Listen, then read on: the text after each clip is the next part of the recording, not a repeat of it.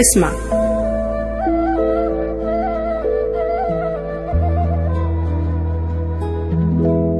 مع ان غيابك كان قاتل، بس اتعلمت اني اقاتل.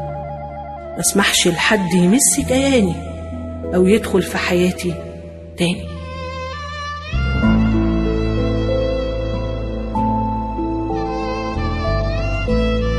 اتعلمت ان الدنيا وحشة وفانية، وعمر الفرحة ضئيل وقليل.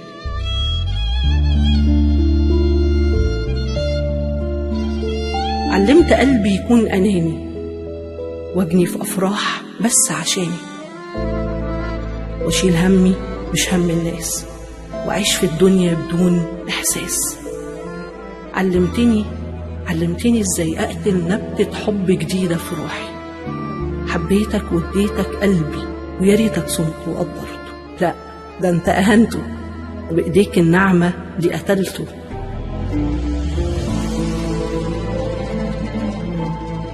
ما اتفقناش على القاسية، وإن الدموع هتزور عيني، وإني لما أندهك ألقى صوتي يرد ليا. أنا قلتلك لو نويت مرة تغيب اطلق الصبر في وريدي.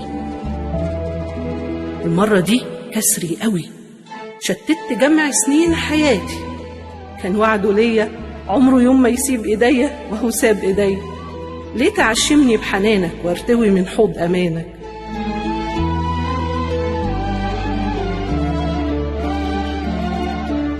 جيتني ليه لما انت مش قد الغرام؟ والله حرام.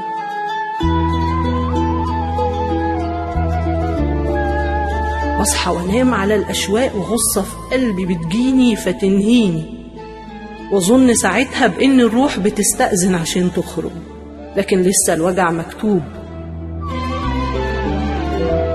الوان الدنيا بقت باهتة، كل الالوان صبحت واحد. انا استاهل؟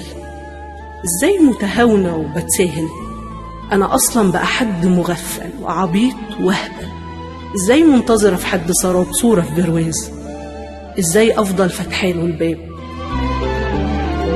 ازاي ماسكه في حبل وصالك وما اشوفش ان حبالك دايبه؟ سندت عليك وقلت خلاص انا في امان، طلعت كمان حيطه مايله. حلمت معاك ببيت مليان دفى وحنان، طلع واهي لا دخله حيطان ولا عمدان.